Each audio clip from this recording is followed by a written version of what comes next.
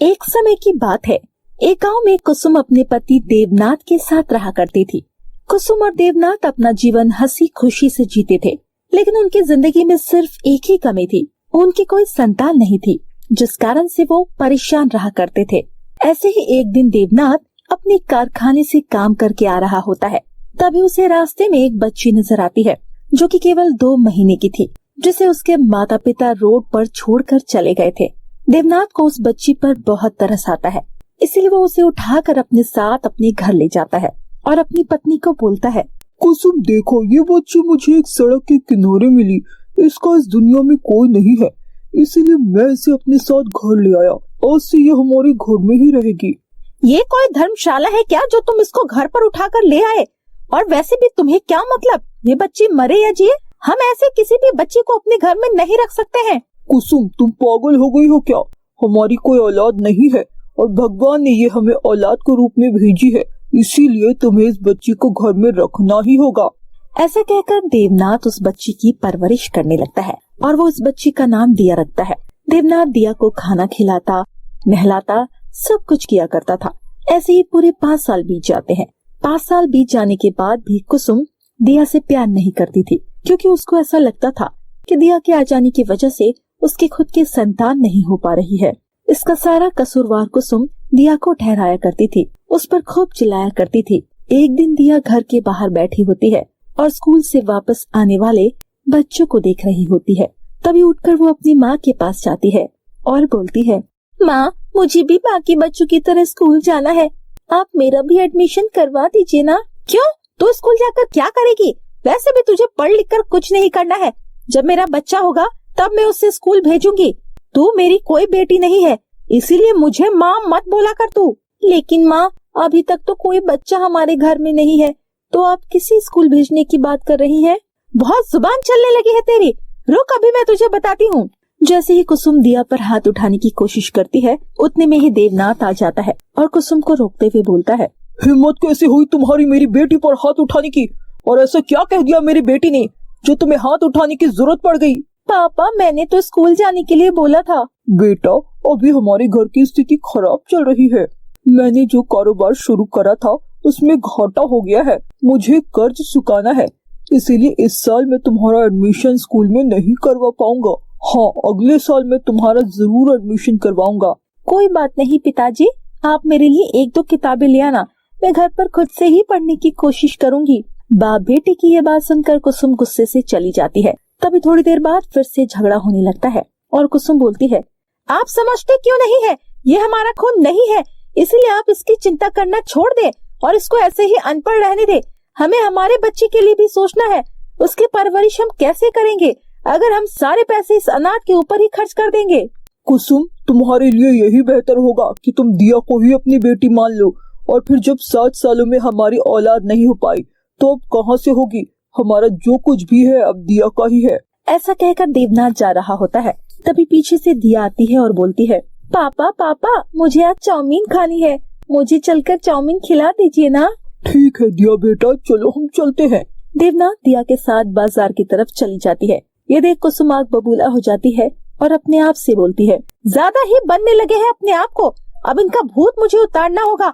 आज मैं इन्हें खाने में इतनी मिर्ची खिलाऊंगी कि इनकी हालत ही खराब हो जाएगी। ऐसा सोचकर कुसुम खाना बनाने लगती है। खाने में वो कढ़ी बनाती है, जिसमें वो काट कर बहुत सारी मिर्च डाल देती है। अब मजा आएगा जब दोनों बाप बेटी को मिर्च लगेगी। अच्छा हुआ मैंने अपने लिए पहले से कढ़ी निकाल कर रख ली, अब जल्दी से ये दोनों आ जाए फिर मजा आएगा। कुसुम देवनाथ और दिया के आने का इंतजार करने लगती है। जैसे ही वो दोनों आते हैं, उनके लिए खाना परोस देती है। माँ देखो, मैं आपके लिए चाउमीन लेकर आई हूँ, आपको बहुत अच्छी लगेगी, लीजिए खा लीजिए। ठीक है, रख दो, मैं खा लूंगी, तुम लोग खाना खा लो, मैंने खाना निकाल दिया है। जैसे ही दिया और देवनाथ खाना खाने के लिए बैठते हैं और एक निवाला अपने मुंह में डालते हैं, उतने में ही उन दोनों को मिर्ची लगने लग जाती है और दिया तो बेचारी जोर जोर से चिल्लाने लगती है, मम्मी मम्मी, मुझे बहुत जोर से मिर्ची लगी है, पानी दे दीजिए। सचमुच कुसुम, बहुत ही ज्यादा तीखी कड़ी है, क्या जहर बना दिया तुमने? जल्दी से पानी लाओ मेरी बेटी के लिए, अगर खाना नहीं बनाना होता है तो मत बनाया करो। ऐसा नहीं है, कभी कभी ज्यादा मिर्च डल जाती है। तुमसे तो बहस करना ही बेकार है। देवनाथ खुद से उठता है और अपनी बेटी को पानी लाकर पिलाता है और खुद भी पानी पीता है। दिया को पानी से भी कोई असर नहीं होता है। इसके बाद देवनाथ उसे चीनी खिलाता है। थोड़ी देर बाद दिया को शांति मिलती है और वो सो जाती है। देवनाथ अपनी बेटी के पास ही बैठा रहता है और खुद भी बैठे बैठे सो जाता है। अगले दिन सुबह देवनाथ बिना कुछ बोले घर से बाहर चला जाता है।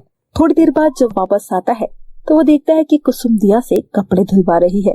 ये देख देवनाथ बोलता है, कुसुम थोड़ा सा तो शर्म करा करो, 5 साल की बच्ची से तुम कैसे कैसे काम करवाती हो। तुम्हें याद है ना, कल तुमने जानबूझकर मिर्ची खिलाई, फिर भी दिया ने सबसे पहले मम्मी मम्मी बोला। वो तुम्हें अपनी माँ समझती है, लेकिन तुम तो हमेशा उसे अपना दुश्मन ही समझती हो। तो मैं क्या करूं, मैं तो उसे अपनी बेटी नहीं समझती हूँ ना, और ना ही कभी मानूंगी।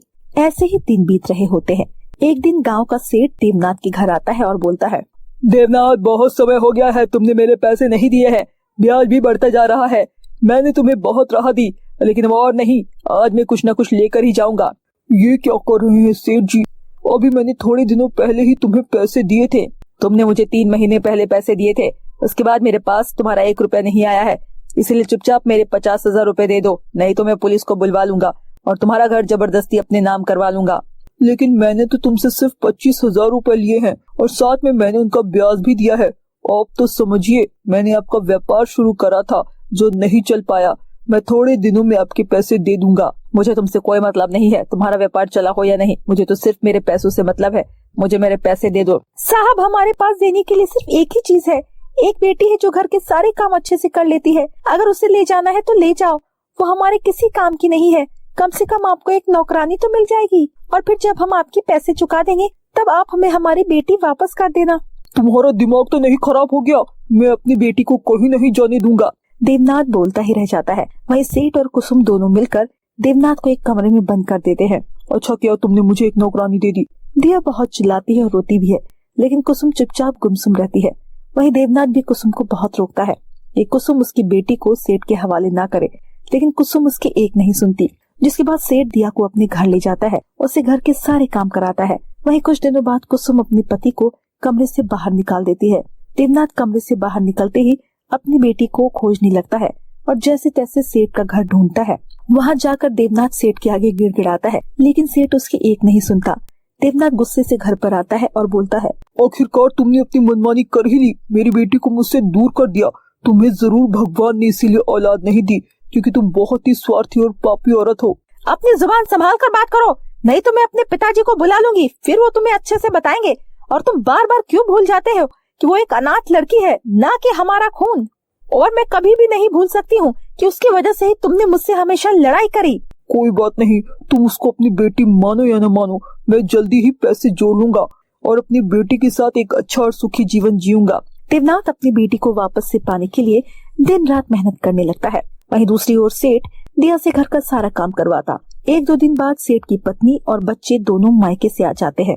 तभी सेठ की पत्नी दिया के बारे में सेठ से सब कुछ पूछती है। सेठ की पत्नी को बच्ची के ऊपर दया आ जाती है और वो दिया को चॉकलेट देते हुए बोलती है, बेटा, आज के बाद तुम्हें काम करने की जरूरत नहीं है। जैसे मेरे दोनों बच्चे स्कूल जाते हैं, तुम भी उनकी तरह स्कूल जाओगी। सचमुच सेठानी, फिर मेरी माँ मुझे प्यार करेगी ना? क्या तुम्हारी माँ तुम्हें प्यार नहीं करती? दिया सेठानी को सारी बात बता देती है। सेठानी को ये सब सुन बुरा लगता है और वो दिया को गले से लगा लेती है। रात को सोते समय सेठानी अपनी पति को सारी बात बताती है। सेठ को भी सुनकर बुरा लगता है और वो अपनी पत्नी से बोलता है, मुझे बिल्कुल भी इसके बारे में मालूम नहीं था, नहीं तो मैं कभी भी एक बाप को बेटी से अलग नहीं करता। आज के बाद हम अच्छे से दिया को पालेंगे ताकि उसे कभी भी अपने पिता की कमी और माँ की कमी महसूस ना हो। हाँ बिल्कुल, मैं भी दिया को एक माँ का प्यार दूंगी। सेठ और सेठानी दिया को अच्छे से रखने लग जाते हैं। जैसे वो अपने दोनों बच्चों को प्यार करते हैं, उसी प्रकार वो दिया को प्यार किया करते। बीच बीच में देवनाथ भी अपनी बेटी से मिलने के लिए आ जाया करता। ऐसे ही समय बीत रहा होता है। पूरे 2 साल बीत जाते हैं। दिया दूसरी कक्षा में आ जाती है। देवनाथ जैसे तैसे करके पैसे जोड़ लेता है। सारे पैसे वो ले जाकर सेठ को दे देता है और अपनी बेटी दिया को वापस ले आता है। कुसुम बाजार गई हुई थी, तभी उसका एक एक्सीडेंट हो जाता है, जिस कारण से उसके पैरों में चोट लग जाती है। जब ये सब कुछ देवनाथ को पता लगता है तो वो अपनी पत्नी को घर ले आता है और उसकी सेवा करता है।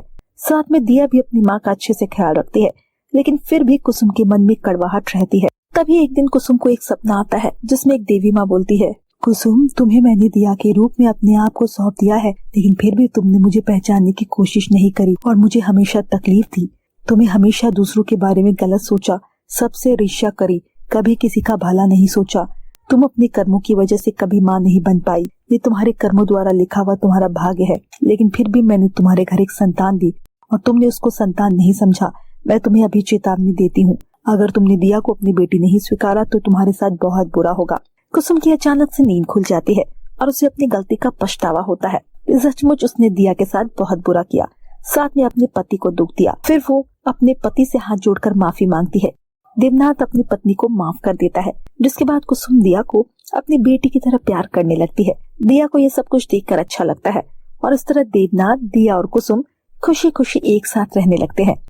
तो दोस्तों, कैसी लगी आपको हमारी ये कहानी? कमेंट सेक्शन में कमेंट कर जरूर बताइएगा। कहानी अच्छी लगी हो तो वीडियो को लाइक, चैनल को सब्सक्राइब करना ना भूले। फिर मिलती हूँ आपसे मजेदार इंटरेस्टिंग कहानी के साथ। तब तक के लिए